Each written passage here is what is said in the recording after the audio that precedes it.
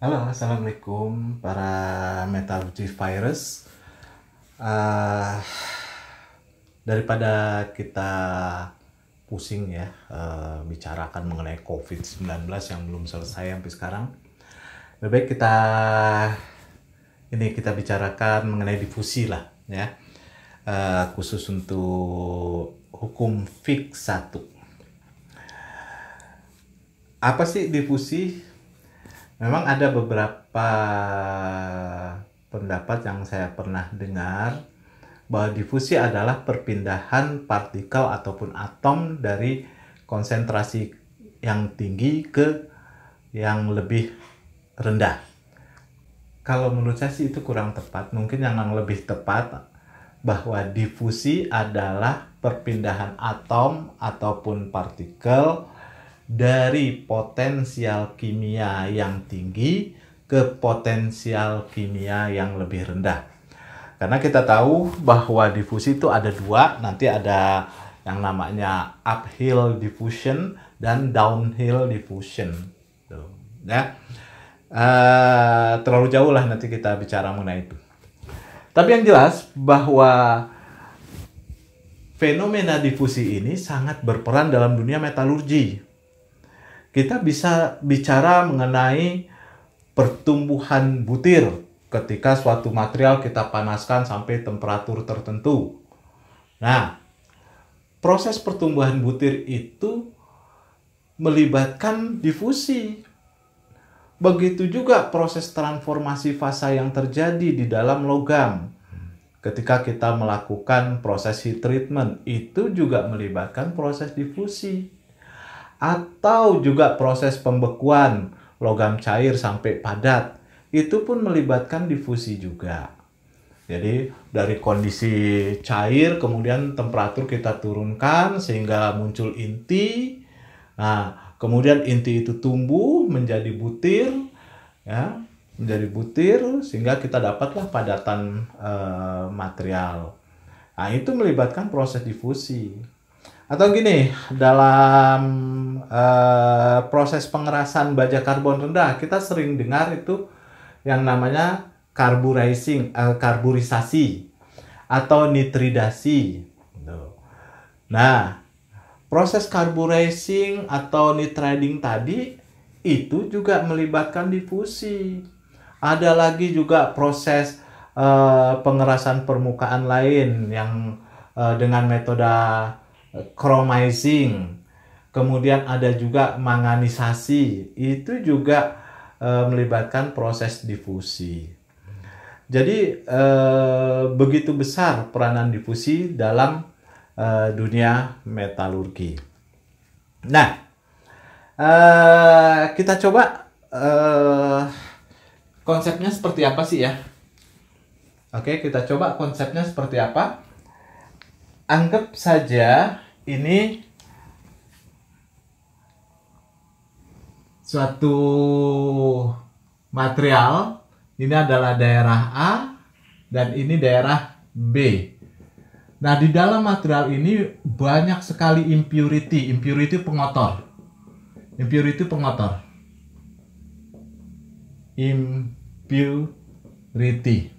Nah, impurity ini pengotor ya. Kemudian kita perhatikan bahwa A ini punya jarak juga terhadap B sejauh X. Kita lihat sejauh X.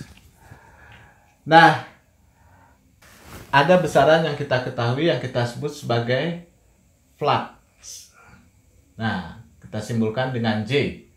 Flux ini punya satuan partikel per luas dikali waktu. Nah, kemudian ada juga konsentrasi. Konsentrasi kita lambangkan dengan C. Ini juga partikel per satuan volume. Nah, kalau kita perhatikan bahwa semakin jauh posisi ya, semakin jauh posisi, ini X adalah jarak atau posisi, maka konsentrasi semakin rendah. Ya. Kalau saya katakan flux di titik A itu tinggi, maka saya pun bisa mengatakan bahwa konsentrasi di A itu pun tinggi. Artinya, secara matematik bahwa flux berbanding lurus dengan konsentrasi. Jadi boleh kita tulis menjadi J berbanding lurus dengan konsentrasi. Tetapi apabila terjadi perpindahan partikel ini atau atom ini ke kanan, ya, ke arah kanan ini, maka bisa saya katakan semakin jauh posisi, jumlah flux atau konsentrasi itu semakin kecil. Artinya flux dengan jarak itu berbanding terbalik. Berbanding terbalik. Nah, kalau terjadi perpindahan partikel ataupun impurity itu, ya, maka ada perubahan konsentrasi. Maka di sini harus kita tulis juga D. Kemudian ada juga perubahan jarak. Nah, dalam hal ini anggaplah jangan dulu kita bicarakan masalah waktu. Waktu jangan dilibatkan di dalam hal ini dulu ya. Karena kita mau bicarakan mengenai hukum Fick 1. Bahwa konsentrasi itu merupakan fungsi dari posisi. Ya. Nah, setelah itu coba kita perhatikan satuannya. Kalau kita lihat satuannya, ini adalah partikel per satuan luas. Luas itu adalah meter persegi per waktu. Waktu katakanlah detik. Maka yang sebelah kanan ini adalah partikel per satuan volume meter kubik per jarak. Jarak itu meter. Artinya ini jadi partikel per meter pangkat 4. Satuan ruas kiri dengan ruas kanan itu tidak sama. Nggak mungkin suatu persamaan itu pasti satuan di ruas kanan dan kiri itu udah pasti sama. Oleh karena itu biar gampang tambahin aja lah satuan lain supaya satuan antara ruas kanan dengan kiri itu sama. Katakanlah ini saya kalikan dengan meter persegi per detik. Nah, ini akan jadi sama ini. Akan jadi sama. Nah, ini kita sebut sebagai satuan koefisien difusivitas. D.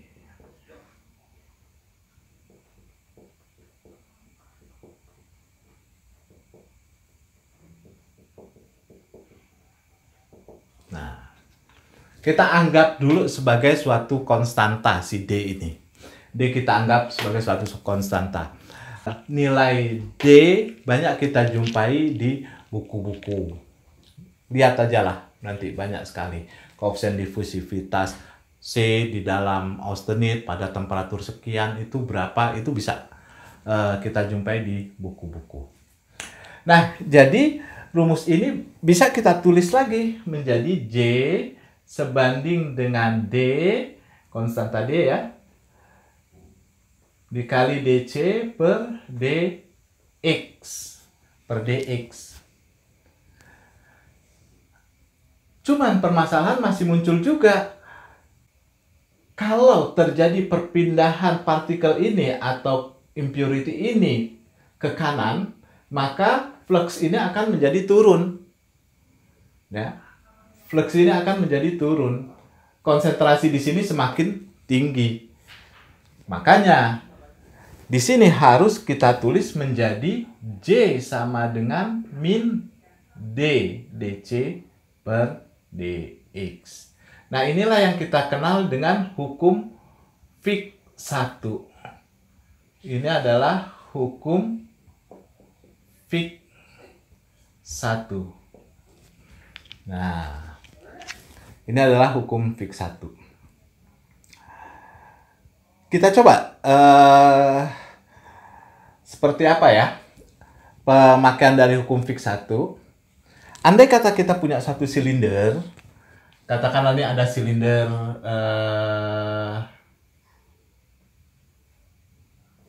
ini kita punya satu silinder.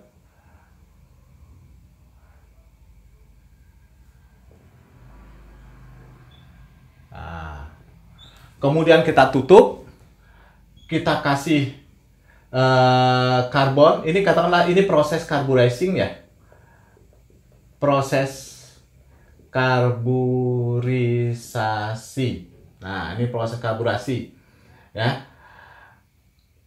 Katakanlah ini baja karbon rendah, silinder baja karbon rendah ya. Kita masukkan karbon. Bisa dengan karbon berupa padat ataupun gas. Biasanya dalam proses carburizing ini, biasanya dalam proses karburisasi ini, kalau menggunakan gas itu biasa menggunakan gas metan CH4 yang kita tahu. Kemudian juga bisa butan. Butan itu C4H10 ya. Kemudian juga bisa propan C3H3. Itu kalau kita gunakan gas karburisasi. Tapi juga bisa kita gunakan batok kelapa saja tuh bisa sebenarnya ya. Itu juga sumber karbon yang baik juga. Nah, setelah kita masukkan, katakanlah dia memiliki panjang L. Atau lebih enaknya mungkin saya potong aja ini ya. Kita buat potongan supaya terlihat lebih lebih jelas ya. Kita potong aja ini. Kita potong lah. Ya. Kita potong. Nah, saya gambar ulang ya di sini ya. Saya gambar ulang potongan dari silinder itu.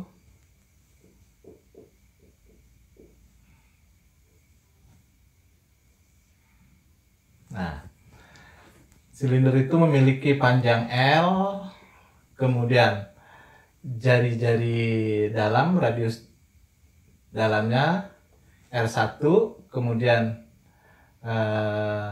jari-jari luarnya kita lambangkan dengan R2. Kemudian kita masukkan karbon partikel sebanyak Q, kita lambangkan. Maka karbon ini akan berdifusi. Dia masuk ke dalam ini, ke dalam dinding-dinding silinder ini. Akan masuk ke dalam dinding-dinding silinder ini. Nah, akan masuk ke dalam dinding-dinding silinder ini. Nah, berapa banyak konsentrasi karbon yang bisa masuk ke dalam dinding ini sejauh R? Sejauh R, katakanlah di titik sini. Kita lambangkan dengan R kecil. Ini bisa kita hitung dengan menggunakan hukum Fick 1. Nah, ini dapat kita hitung dengan hukum Fick 1. Dari Fick 1 kita dapat bahwa J itu sama dengan min D dC per dx. J adalah jumlah partikel. Partikel per satuan luas per waktu. Di sini adalah D dC per dx. Nah, luas permukaan silinder ini bisa kita hitung lagi. Katakanlah kita punya ini. Ya, ini anggaplah satu silinder ya. Dan ini adalah R yang mau kita hitung konsentrasi karbonnya. Ini keliling lingkaran, kemudian ini adalah panjang dari silinder. Kalau kita buka, nah Kita buka. Ya, kita buka. Jadi, maka dia bentuknya segi 4. Luasnya bisa kita ketahui, ini adalah tadi keliling, dan ini adalah panjang. Jadi segi 4. Keliling kita tahu adalah 2VR. Keliling adalah 2VR, partikel adalah Q, keliling adalah 2VR. Kita kalikan dengan panjangnya L, kita kalikan dengan P sama dengan min D dc per dx. Nah, kita ubah persamaan ini menjadi Q per 2V R L T D sama dengan min dc dx. Nah, x dalam R ini yang kita maksud adalah jarak R. Jadi ini kita tulis menjadi dr. Nah, kita turunkan lagi, ini akan menjadi Q per 2V R L T D dr sama dengan min dc.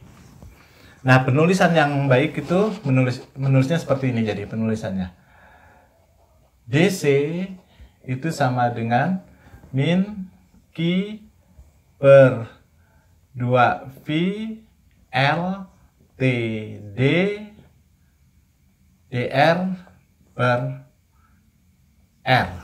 Nah, jadi ini keseluruhan ini kita anggap sebagai konstanta, termasuk juga dengan D. D itu kita anggap sebagai suatu konstanta. Nah, untuk menyelesaikan persamaan ini, tinggal kita lakukan integrasi. Lakukan aja integral.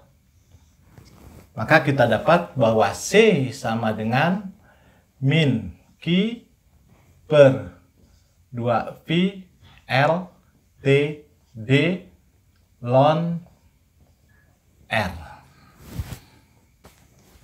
Ya. Oke, ini masih ada yang kurang. Harus kita tambah dengan konstanta. Konstanta. Kita tambah dengan konstanta. Nah, kalau kita gambar grafiknya, itu seperti ini. Yang vertikal adalah konsentrasi, kita tulis C, dan yang horizontal kita tulis min ln R.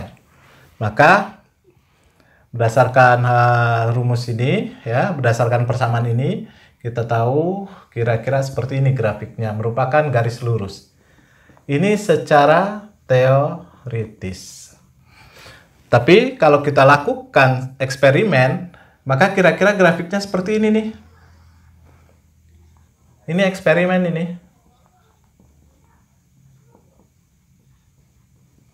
Nah, kenapa bisa berbeda grafik antara teoritis dengan eksperimen?